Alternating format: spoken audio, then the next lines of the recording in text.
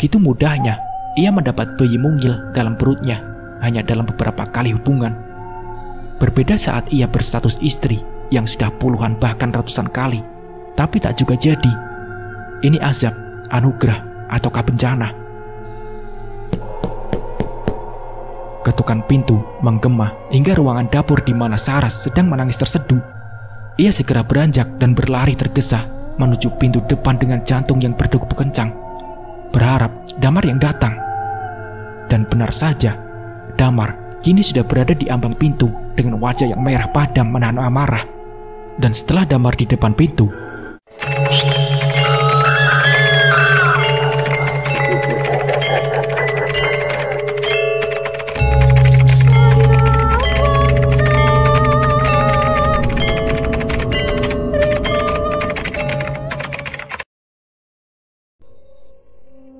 Damar mendorongnya hingga ia jatuh di atas sofa ruang tamunya.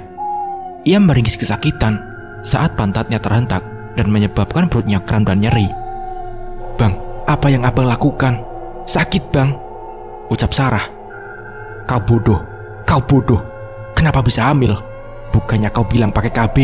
cecar Damar dengan tatapan nyalang, membuat Sarah bagaikan tak bertulang. "Aku lupa, Bang. Saat terakhir abang datang, aku lupa meminumnya." Saras terseduh sembari meremas perutnya. Ia tak menyangka reaksi Damar bisa segitu marahnya. Padahal ia sendiri yang berjanji jika sesuatu terjadi padanya, Damar akan tanggung jawab. Tapi apa nyatanya? "Aku tak ingin mendua, tak ingin juga menikah lagi. Ini teramat sulit bagiku." Damar mengusap kasar wajahnya dan meremas rambutnya. Brek! Ia mengepal tangannya dan melayangkan tinjunya di pintu. "Bang, jadi aku harus bagaimana?" tuntut Saras. Diana melihat menatap nanar kepergian suaminya yang mengendap-endap. Ia amat yakin ada yang tidak beres dengan suaminya. Namun ia tak mau gegabah melihat suaminya yang menjadi lembut itu sudah jadi kebahagiaan tersendiri baginya. Wanita berparas cantik itu beranjak dari tempat tidurnya dan melangkah menuju ujung lemari, merogoh sesuatu yang tersembunyi di balik lemari. Sebuah kendi yang terbuat dari tanah liat yang sudah ditutupi kain kafan putih. Apalagi kalau bukan ari-ari bayi yang ia baru tempo hari. Benda itu belum sempat ia berikan pada Bu Wingsi sebagai mahar dari minyak kuyang yang diberikannya. Gegas, Diana bersiap-siap dan melangkah keluar rumah. Tak lupa ia melilitkan selendang di lehernya. Karena sejak menjadi kuyang di bagian lehernya, terdapat tanda garis yang bahaya jika dilihat orang-orang sekitar. "Mama mau kemana?" tanya Dila si bungsu saat melihat mamanya keluar dari dalam kamar dengan dandanan rapi dan membawa bungkusan di tangan kanannya. "Mama mau ke tempat kawan, Dila sama Kak Dia ya," saut Mama dengan langkah tergesa, membuat Dila tak sempat bertanya lebih lanjut. Gadis kecil itu hanya menatap sendu ke arah mamanya. Dia yang melihat wajah adiknya yang tertunduk segera mendekatinya, mengelus puncak kepalanya dengan lembut, sembari membawanya dalam pelukan. Dia amat paham kerinduan di hati adiknya. Begitupun yang ia rasakan saat kecil, di mana mama harus bekerja membantu bapak demi tercukupinya kebutuhan rumah tangga. Dia kecil harus rela tinggal bersama tetangganya menjelang mama pulang siang hari.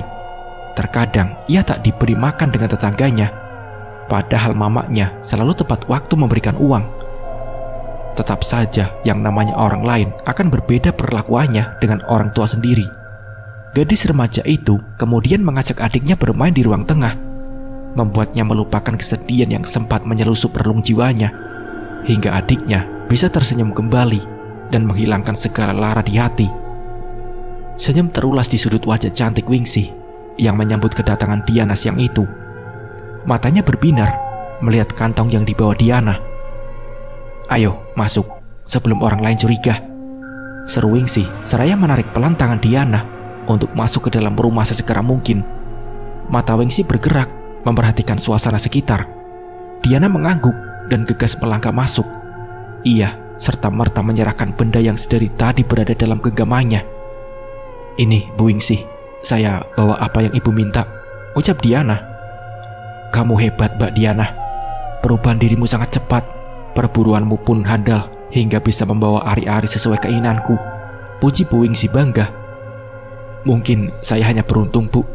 Awalnya saya merasa menyesal, tapi ketika mendapat pujian dan perubahan sikap suami, saya malah merasa bangga melakukannya.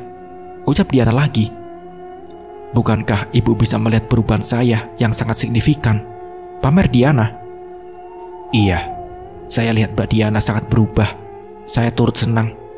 Senyum Bu Wingsi merekah. Ia bangga. Akhirnya ada yang bisa meneruskan ilmu kuyang walaupun anaknya. Arini sudah meninggal. Iya, suami saya sepertinya tergila-gila pada saya. Terima kasih Bu Wingsi. Diana menatap haru ke arah Bu Wingsi. Wanita itu hanya mengangguk. Ingat, minyak kuyang itu harus diberikan makan. Setiap tahun sekali sajen berupa darah dari jari manismu. Dan air tebu merah harus ada, agar minyak kuyang terus memberi khasiat. Jangan lupa untuk terus menghisap darah untuk memperkuat ilmu dan awetnya kecantikanmu. Papar Bu Wingsi. Kalau seandainya aku tidak menghisap darah, apa yang akan terjadi, Bu? Tanya Diana. Kau akan merasakan dahaga yang tak berkesudahan. Walaupun air selautan diminum, tak akan bisa menghapus dahagamu. Ucap Bu Wingsi. Mata Bu Wingsi menatap nyalang, menimbulkan getaran dan ketakutan dalam hati Diana. Maka dari itu, jangan anggap remeh. Begitu Mbak Diana merasa sangat haus dan wajah mulai keriput, segeralah cari korban. Bu Wingsi menyandarkan tubuhnya dan mengulas senyum jahat ke arah Diana, membuat ibu dua anak itu merasa tak nyaman. Nikmati saja Mbak Diana. Nanti Mbak Diana akan terbiasa seperti saya. Lanjut Bu Wingsi. Diana pun mengangguk dan pamit. Ia teringat anak-anaknya. Dalam perjalanan pulang, Diana sengaja melawan arah. Ia tidak pulang ke rumah, melainkan berjalan menuju pasar. Kebetulan jarak antara rumah Bu Wingsi tak begitu jauh dari pasar. Berjalan 10 menit saja sudah sampai. Diana menghentikan langkahnya di depan ruko yang menjual emas. Ia sengaja memakai modal usahanya untuk membeli cincin emas seharga 4 juta lebih. Selesai transaksi ibu dua anak itu membeli buah tangan berupa jajanan dan juga mainan, serta hijab yang selama ini diincar anak gadisnya. Ia berjalan menuju tukang ojek yang mangkal tak jauh dari tempatnya membeli emas. Merasa jumawa saat berpasang-pasang mata menatapnya dengan pandangan takjub. Pesona Diana bagai magnet yang sudah dihindari lelaki manapun. Diana akhirnya naik ke salah satu ojek dan motor abang ojek meluncur cukup kencang menuju rumahnya. Motor menepi tepat di muka rumah Diana. Setelah membayar, Diana turun dan mengucapkan terima kasih. Assalamualaikum, sapa Diana saat berada di depan rumahnya. Waalaikumsalam. Suara riang dan derap langkah kaki terdengar dari dalam bersaut-sautan. Mama, seru si kecil saat melihat Diana. Gadis kecil itu amat sumringah melihat kepulangan mamanya. Ini mama bawa sesuatu untuk kalian, ucap Diana seraya menyerahkan bungkusan kepada kedua anaknya. Apa ini mak? Tanya dia. Buka saja, mama mau ke dalam, mama lelah. Diana melenggang masuk ke dalam kamarnya. Ia sempat menghentikan langkahnya saat ia memasuki kamarnya sendiri. Suasana kamar terasa mencekam dan berhawa anyep membuat bulu kuduk Diana berdiri seketika. Diana merasa hawa itu berteman akrab dengannya, hingga ia tetap melangkahkan kaki menuju lemari tempat ia menyimpan uang. Ia sangat berharap uang pembelian emas kembali ke tempat awal seperti janji Bu Wingsi. Benar saja, saat ia membuka lemari dan menarik laci, uang itu kembali muncul dalam jumlah yang sama. Diana berdecak kagum, hatinya bahagia. Emas ia dapat, uang pun ada dalam genggamannya. Wanita berkulit putih itu beranjak dari lemari dan melangkah menuju ranjang. Ia merebahkan tubuhnya yang memang amat lelah. Belum sempat ia memejam mata, ia terpaksa bangkit saat mendengar bunyi ribut-ribut di luar kamarnya. Suara yang amat ia kenal, siapa lagi jika bukan Damar, suaminya. Gegas, ia keluar dari kamar dan melihat kedua buah hatinya sedang berpelukan, menahan takut melihat bapaknya sedang bertengkar dengan seorang wanita muda. Diana dengan sigap berlari menuju kedua anaknya dan menarik mereka menjauh, menyuruh kedua putri tercintanya masuk ke dalam kamar. Bang, siapa gadis ini? Suara Diana menggema di seluruh ruangan, menahan geram yang tak tertahankan. Kenalkan, Mbak Diana, Saya Saraswati. Saya terpaksa mengejar Bang Damar kemari karena dia ingin lepas dari tanggung jawab, seru si gadis dengan berlinang air mata. Darah Diana serasa mendidih. Aku menajamkan indera pendengaranku, memejamkan mataku untuk sesaat, menghirup udara sebanyak-banyaknya. Dan wangi apa ini? Aromanya kuat dan lidahku mengecap. Wangi yang punya rasa amis. Serasa sudah berada di ujung lidah. Tak salah lagi, ini bau darah bayi. Cairan nikmat dan lezat dengan rasa manis seperti madu, memikat dan bikin ketagihan. Itu berasal dari wanita muda di hadapanku ini. Perlahan ku buka mata. Dia hamil. Wanita muda itu hamil. Seharusnya aku marah, menjambak dan menendang wanita yang tentu saja akan merusak rumah tanggaku bersama Bang Damar. Tapi ide cemerlang itu muncul. Bagaimana jika ia kujadikan tumbalku saja? Biarkan ia menikah dengan suamiku yang tak setia dan juga banyak kehendak. Apa salahnya menumbalkan wanita ini yang suka merebut suami orang? Biar ia merasakan karma dari perbuatannya, merasakan kesakitan dan kematian secara perlahan. Dadaku bergemuruh kencang. Perlahan ku biarkan diriku tenang dan melangkah mendekati wanita yang saat ini sedang menangis terseduh tanpa jeda, bersimpuh di kaki Bang Damar meminta pertanggungjawabannya. Netra Bang Damar membesar seiring langkah kakiku yang semakin mendekat. Kulihat jakunya naik turun, seolah susah payah menelan ludah dan dicekam ketakutan. "Jadi itu benar-benar benihmu, Bang?" Tanyaku dengan menarik salah satu sudut bibir dan sedikit memiringkan kepalaku ke kanan. Senyum sirik terulas di wajahku yang tenang dengan kedua tangan kulipat di dada. Tak ada air mata, tak ada kesakitan. Yang ada di otakku saat ini adalah rasa nikmat, bak punya peliharaan yang kapanpun bisa jadi santapan. Inilah hikmah di balik derita. Iya, mungkin saja. Bibir Bang Damar bergetar, sedangkan wanita yang memperkenalkan dirinya dengan nama Saraswati itu berdiri dan menatap sendu ke arahku. Matanya bengkak dan wajahnya basah. Dia? Iya, Mbak Diana. Tentu saja, ini anak Bang Damar. Dengan lantang, wanita berambut panjang sebau itu berucap, "Yakin tak ada lelaki lain selain Bang Damar yang ikut nimbrung untuk proses itu?" Ucapku. "Tentu saja tidak, Mbak. Walaupun aku janda, tak sembarang lelaki yang mencicipi tubuhku. Hanya Bang Damarlah yang sudah merasakan itu," serunya dengan cairan bening yang kembali mencurah dari sudut matanya. Maafkan Abang Diana. Abang hilaf." Tangis Bang Damar pecah. Lelaki tampan kere itu lurut di kakiku dan bersimpuh meminta pengampunanku. Rasa sakit menelusup relung jiwaku saat lelaki yang telah menemaniku belasan tahun ini menangis meminta maaf dariku. Teringat ia menjamah tubuh lain, mengecup inci demi inci dengan senyum dan juga nafsu. Gila. Aku yang semula sudah tenang kembali terbakar amarah. Dan saat itu juga ingin ku tendang lelaki bajingan itu di hadapanku saat ini juga. Saraswati menatap getir aksi suamiku yang berlutut dan menangis terseduh. Aku menatapnya jumawa sembari mengulas senyum penuh kemenangan padanya. "Bang," lirihnya. "Kenapa Saras? Kau heran? Memang apa saja yang Nova ini katakan padamu? Aku jelek, dia tidak mencintaiku. Kau wanita bodoh, Saras. Lihatlah aku. Aku tak kalah cantik darimu.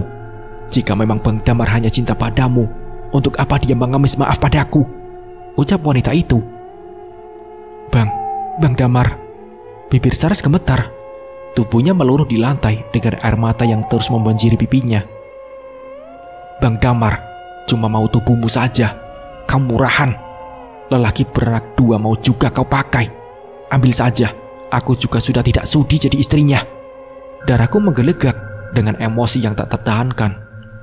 "Jangan Diana, jangan. Abang tak mau pisah darimu. Ayolah, ingat anak-anak Diana. Mereka masih butuh abang," raungnya. "Lagi seperti ini ingat anak. Pas enak-enak tidak ingat anak. Dasar buaya," batinku. "Oke, abang aku maafin. Tapi tentu ada syaratnya," jawabku sinis. "Syarat? Syarat apa sayang?"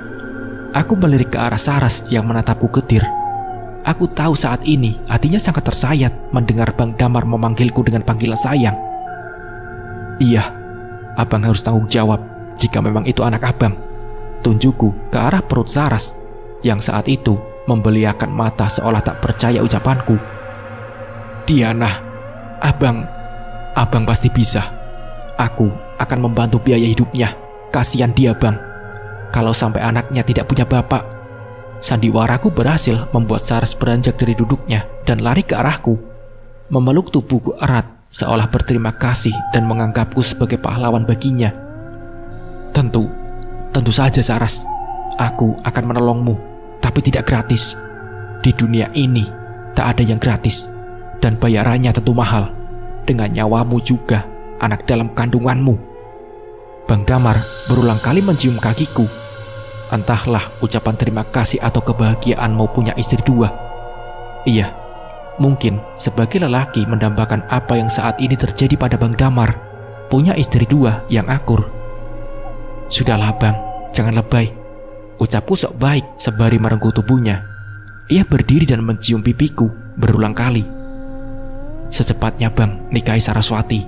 Kalau bisa, kalian tinggal jangan terlalu jauh, biar Bang Damar tak susah bolak-balik ke rumah, saranku dengan mengulas senyum manis, yang tentunya bukan senyum tulus untuk mereka. Terima kasih Mbak Diana, kau ternyata sangat baik, ujar Saras dengan bersimbah air mata. Iya, kita kan sama-sama wanita, tentu tahu bagaimana sakitnya membesarkan anak yang tak berdosa seorang diri. Aku ingin kita akur, madu dan istri tua yang kompak.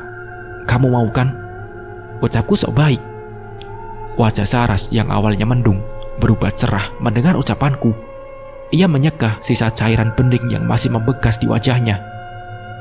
Maafkan saya Mbak, sejujurnya saya tidak punya maksud untuk merebut Bang Damar. Saya terperdaya mulut manisnya Bang Damar, lirihnya. Sudahlah Saras, nasi sudah jadi bubur kan? Sekarang kamu fokus sama bayi dalam perutmu saja. Ya karena sehat-sehat ya. Mama tua akan selalu sayang kamu, tuturku sembari membelai perut Saras. Rasanya sudah tak sabar mengecap manis darah anak dalam perutnya saat ini. Tapi tidak mungkin. Aku harus menjaga tingkah lakuku kalau tak mau rahasiaku terbongkar.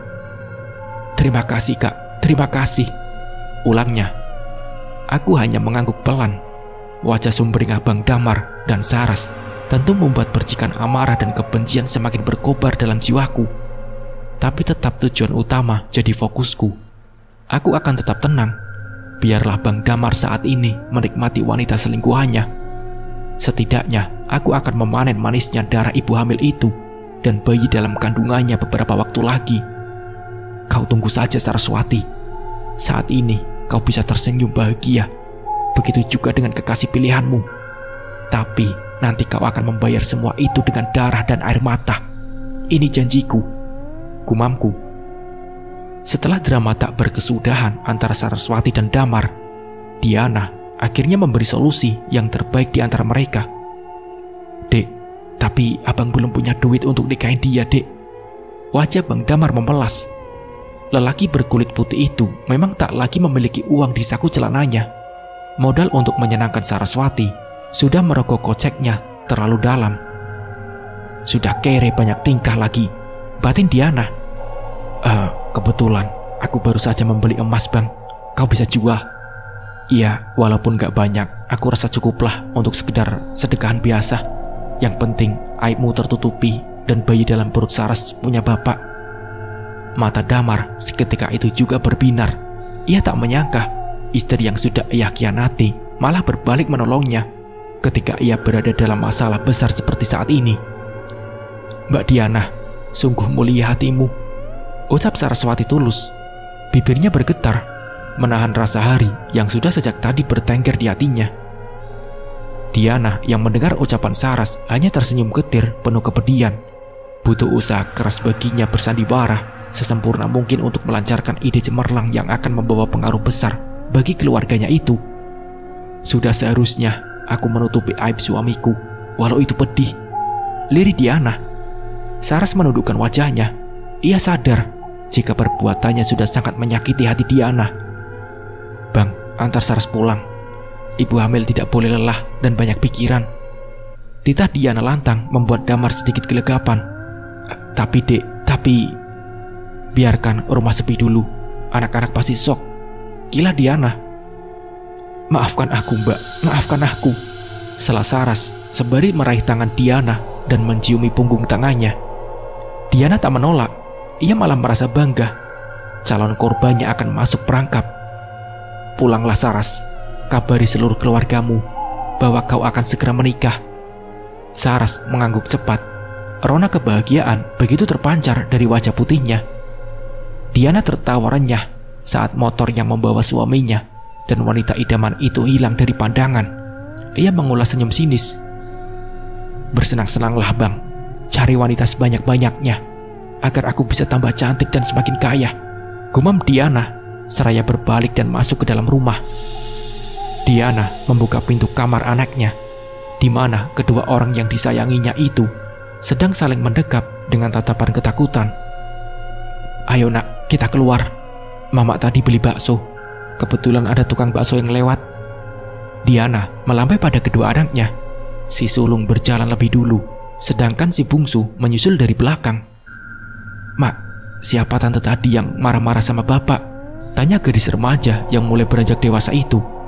Jelas ia mengerti apa yang terjadi pada orang tuanya. Dia bukan gadis kecil yang bisa dibohongi lagi. Raut khawatir terpancar jelas di wajahnya, seolah tahu apa yang ada di hati mamanya. Dia selingkuhan bapak ya mak? Selingkuhan itu apa sih mak? Si kecil ikut nimbrung. Ayo duduk dulu nak. Diana menarik pelan tangan kedua anaknya. Mereka beriringan melangkah menuju ruang makan. Mereka duduk berbarengan dan saling berhadapan. Diana menghela napas pelan dan menatap dalam manik hitam kedua anaknya secara bergantian. Iya, Tante Saras akan jadi mama kalian juga. Dia akan beri kalian adik. Senang kan? Jadi kalian harus baik sama Tante Saras ya. Sembari tersenyum getir, Diana menjelaskan sebaik mungkin pada anaknya. Kok bapak tega sih mak? Kan sudah punya kita, jawab si sulung dengan nada menghentak. Bibirnya bergetar menahan amarah. Dia, tidak semua yang kita mau berjalan sesuai kehendak. Ada masanya dalam rumah tangga kita bisa saling menerima kekurangan masing-masing. Diana menyentuh punggung anaknya dan membelanya pelan, berharap agar dia bisa menurunkan emosinya dan lebih tenang. Mak, kenapa mama begitu sabar? Mata dia mulai berembun, perih dalam hatinya mengingat pengkhianatan bapak yang ia puja. Suatu saat kamu akan mengerti mengapa mama bisa sebesar ini. Diana mengelus senyum tulus. Kali ini ia tak berpura-pura. Ia tegar demi kedua buah hatinya. Makanlah, jangan pikirin bapakmu. Mama janji hidup kita ke depan lebih baik lagi. Dia menyeka air matanya dan mengangguk perlahan. Sedangkan Dila dengan lahap menyantap satu demi satu pentol bakso yang dibeli mamanya. Kapan lagi bisa makan enak? Tak terasa bulir bening merembes di ujung mata Diana. Ibu dua anak itu secepat kilat menyekanya. Hatinya perih melihat sang anak yang makan dengan nikmat. Mengingat selama ini mereka harus menahan hasrat untuk makan karena ketiadaan biaya.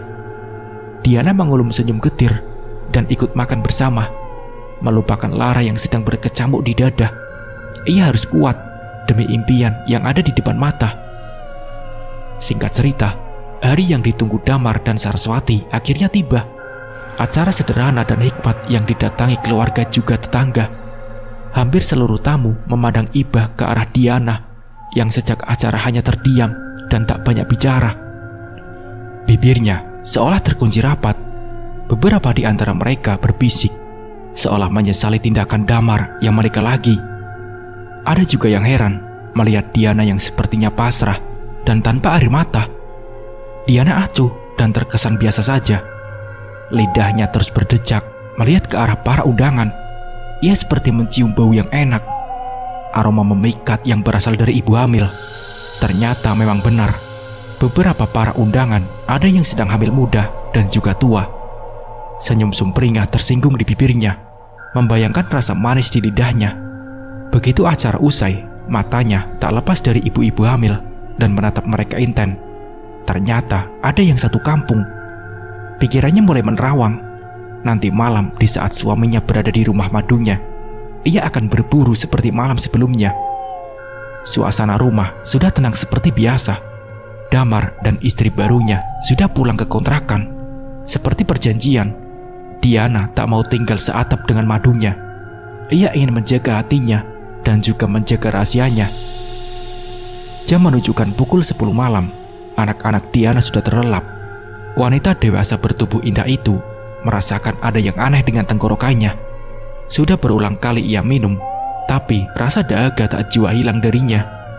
Pikirannya selalu terbayang pada salah satu ibu hamil tadi siang yang ternyata tetangganya. Ia seperti dapat mencium bau ibu hamil dari rumahnya. Jarak rumah mereka memang tidaklah jauh. Itu mengapa baunya bisa tercium dari kediaman Diana. Diana meraih minyak berwarna hijau di dalam lemarinya, mengoles lembut di lehernya dan mencari tempat persembunyian.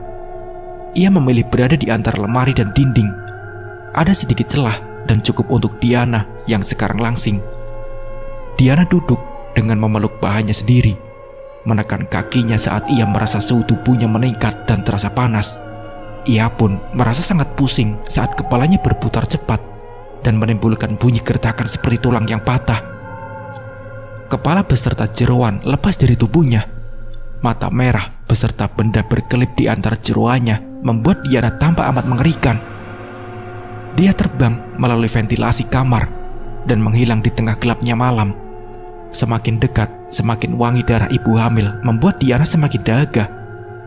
Lidahnya terus mengecap seolah darah sudah di ujung lidah. Sangat kebetulan, ibu hamil incarannya sedang berada di luar rumah.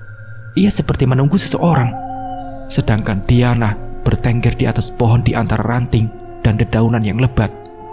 Mata merahnya mengawasi gerak-gerik si ibu hamil. Bang, cepatlah, udah gak sabar nih, teriak si ibu.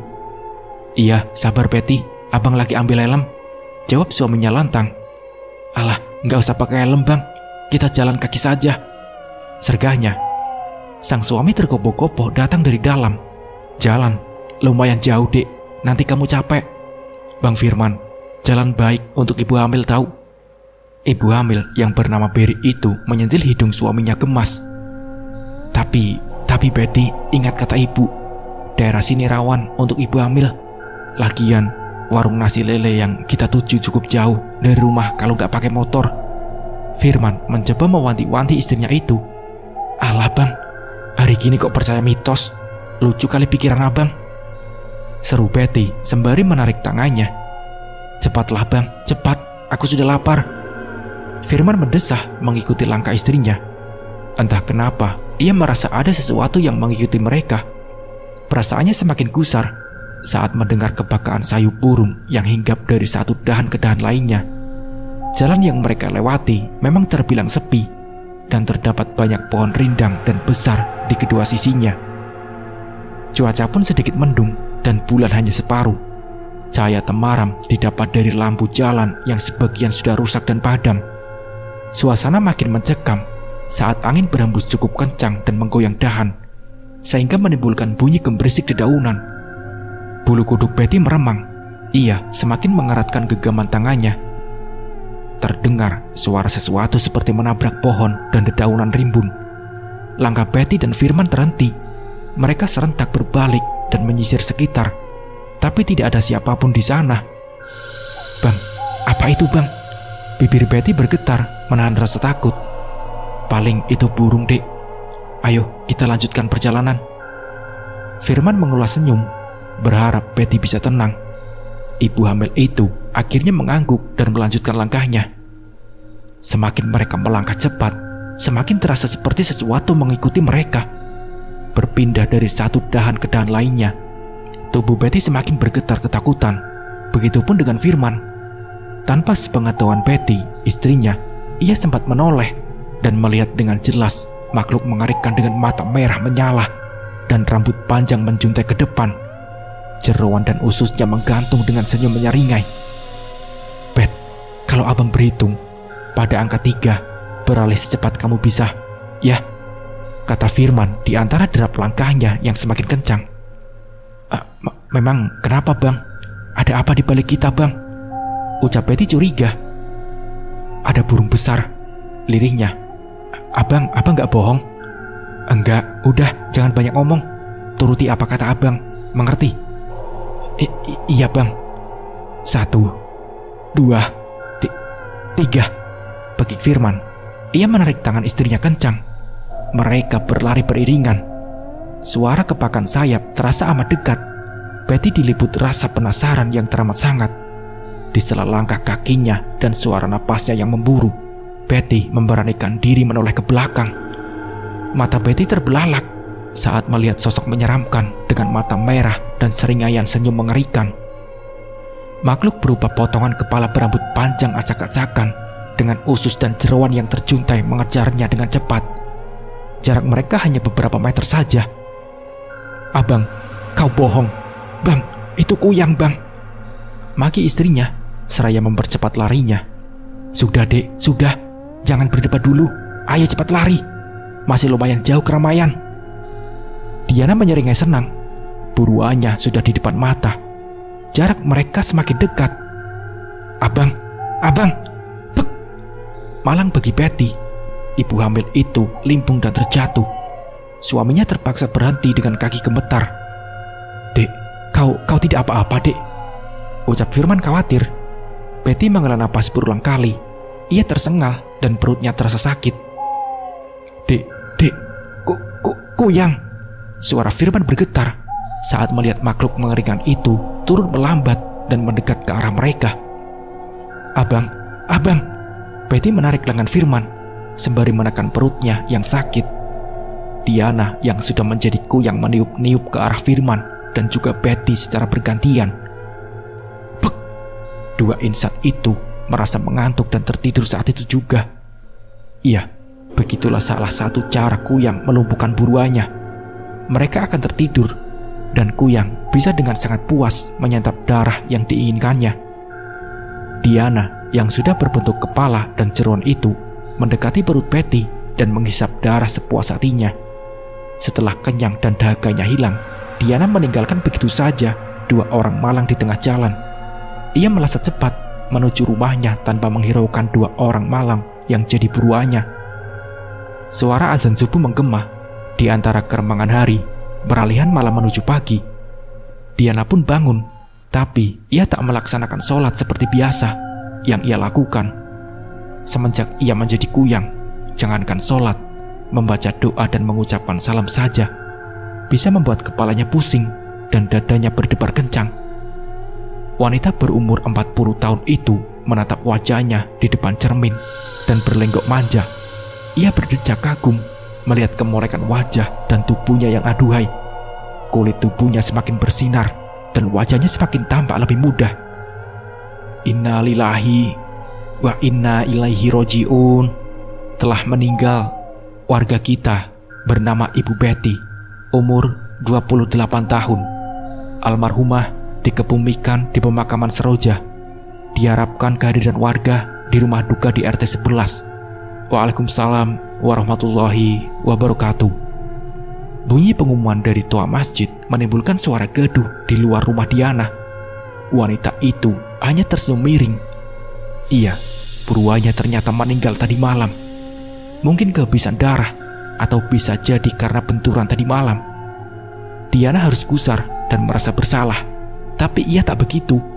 Hasutan setan sudah merasuki tubuh dan hatinya. Mak.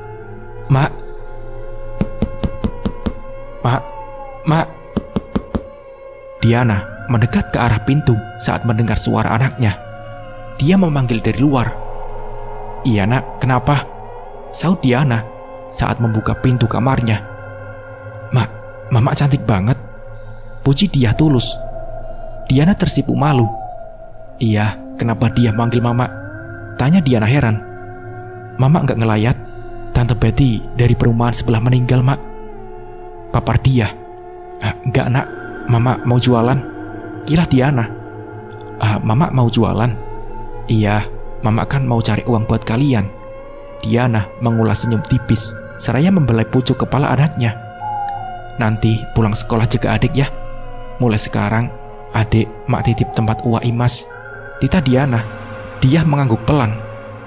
Doakan mama supaya dagangan mama laris. biar bisa memenuhi kebutuhan kalian dan kalian bisa makan enak. Iya mak, hati-hati di jalan mak. Lirih terdengar suara Diah mengiringi langkah kaki Diana. Wanita itu menjawab dalam hati. Ia sebenarnya sedih. Sampai kapan ia harus membohongi buah hatinya ini? Diana tersenyum lebar kala mendapati dagangannya laris manis, tak kalah dengan dagangan Bu Wingsi di seberang lapaknya. Mereka yang sama-sama menggunakan hijab untuk menutupi bekas di lehernya itu pun melempar senyum, seolah saling mendukung. Diana amat cekatan melayani pembeli walaupun berjualan sendirian. Saat-saat seperti ini selalu ia nanti dari dulu. Lapak ramai dengan hadirnya pengunjung. Tak lupa ia mengoleskan minyakku yang berwarna putih di uang lembar 50 ribuan. Berharap uang berwarna biru itu kembali hadir dalam lemarinya dan menambah kekayaannya. Tak terhitung banyaknya lelaki yang mengantri di lapak Diana. Pujian demi pujian terlontar dari mulut manis mereka. Diana hanya mengulas senyum menggoda, membuat para lelaki semakin gencar ingin memiliki dirinya. Begitupun dengan Damar yang sejak tadi sengaja datang ke lapak istrinya. Pria yang mendekati Parubaya itu dengan hati yang terbakar cemburu mendekati istrinya sembari tersenyum kecut. "Bapak bantuin mak," ucapnya sembari mengusap kening istrinya di depan banyak orang. Diana yang saat itu mengetahui kehadiran suaminya itu terperangah dan menatap tak percaya. Sembari mengangguk, Diana tetap fokus ke para pembeli yang sebagian diantaranya adalah lelaki. Beberapa dari mereka kecewa dan ada yang mengumpat. Setelah lapaknya sepi dan dagangannya hanya tersisa sedikit, Damar membantu istrinya untuk berkemas dan bersiap pulang. "Abang, kenapa kemari? Bagaimana dengan Saraswati?" ucap Diana dengan nada suara bergetar. Tak dapat dipungkiri, hatinya sakit saat menyebut nama itu. Membayangkan wanita itu menjamah dan bermesraan dengan suaminya, membuat otaknya seakan menggelegak terbakar amarah. "Saraswati sedang istirahat mak. Lagian sudah hampir 2 bulan abang tidak pulang. Kangen dirimu yang semakin cantik." Damar membelai pipi Diana. "Perjanjian kita kan 3 bulan. Biar aku bisa lupa semua perbuatanmu yang kejam itu." Diana mencebik. "3 bulan? Mana aku tahan sayang. Tiap malam aku tersiksa mikirin kamu. Maafin aku ya." Damar mendusel-dusel bahu wanita yang masih sah menjadi istrinya itu. Diana terkekeh kegelian mendapat perlakuan manja dari Damar. Sifat ini yang Diana kangeni selama ini. Membuatnya tersenyum hanya dalam waktu beberapa detik saja. Ia bisa melupakan semua dalam sekejap. "Sayang, abang pengen nanti mandi ya?" ucap Damar seraya mengengkol motor usangnya. Iya bang," angguk Diana. "Bang, gantilah motor jelekmu itu. Lihat, abang engkol begitu saja capek," protes Diana. Diana heran apa yang membuat Saras tergila-gila dengan suaminya yang jelas-jelas kere dan cuma punya motor jelek yang sudah tak bisa diengkol lagi. Apa cuma karena janji manis saja? Memang wanita bodoh. Diana merenung sejenak. Bodoh, lantas apa bedanya dengan dia? Mencintai lelaki yang jelas-jelas mengkhianati dirinya. Aku dan Saras sama saja, sama-sama bodoh, batinnya. Ganti motor. Mana mungkin, abang kan tidak punya uang, lirihnya. Sudah, besok adik yang belikan, dejak Diana sembari naik ke boncengan motor Damar. Benarkah dek? Makasih ya, sahut Damar riang. Diana hanya mengangguk dan tersenyum simpul. Damar tersenyum bahagia. Ia benar-benar puas dengan pelayanan istrinya. Diana pun semakin cantik dan menarik. Dek, Damar memeluk Diana dari belakang. Tangannya mengibas rambut yang menutupi leher istrinya. Damar tertegun saat melihat bekas sayatan melingkar di leher istrinya itu. Dek, ini apa? Tanya Damar.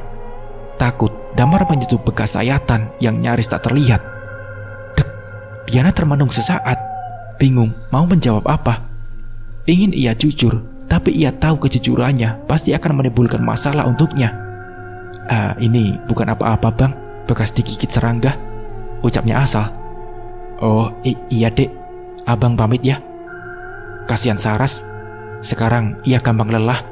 Oh iya bang, tak apa. Sampaikan salamku untuk Saras. Nanti kapan-kapan aku datang berkunjung. Jangan lupa catat alamat kalian di kertas. Tunjuknya pada kertas dan pulpen di atas nakas. Damar pun mengangguk dan melakukan apa yang disuruh istrinya. Setelah melakukan perintah Diana, Damar pamit kembali ke kediamannya bersama Saras, istri keduanya. Diana meraih kertas yang bertuliskan alamat rumah Damar dan istri barunya. Senyum tersungging di bibirnya yang seksi. Semua rencana terlintas di pikirannya. Rencana hebat yang akan menambah pundi-pundi uangnya dan juga kecantikannya. Hujan lebat seharian mengguyur di kediaman Saraswati. Wanita yang perutnya mulai membujit itu menatap keluar melalui jendela depan rumahnya. Hatinya gusar menunggu kedatangan suami tampannya. Tak berselang lama, ia kembali tersenyum lebar mendengar bunyi deru motor suaminya di antara derasnya rintik hujan. Saraswati yang saat itu sedang berdiri menunggu, seketika itu juga membuka pintu dan menyambut kedatangan suaminya yang basah kuyup karena terjebak hujan. "Hujan-hujanan, Bang?" tanyanya ketika Damar turun dari motornya. "Iya, abang tak tega meninggalkanmu sendirian lama-lama. Kau sudah makan? Ini abang bawa jajan dan nasi padang kesukaanmu," ujar Damar, seraya menyerahkan bungkusan berisi jajanan dan nasi bungkus yang ia beli di rumah makan Padang. "Wah, terima kasih Bang, abang sangat pengertian," sahut Saras sembari mengikuti langkah suaminya masuk ke dalam rumah. Damar memang bersalah karena mengkhianati istri tuanya. Tapi di balik sifat mata keranjangnya itu, Damar sesungguhnya amat perhatian. Itulah yang mungkin membuat wanita jatuh hati padanya, selain wajah tampaknya. Malam itu, Damar dapat giliran ronda. Saras harus rela tinggal di rumah sendirian di saat udara dingin menusuk tulang seperti malam ini. Udara sehabis hujan memang membuat tubuh menggigil di sapu angin malam. Kemudian nafas Sarah mendadak sesak seperti tercekat. Bunyi benda seperti menabrak pepohonan membuat hatinya gusar. Bunyi apa itu? Musangkah? Burungkah? Batin Sarah. Ia menyentuh guduknya.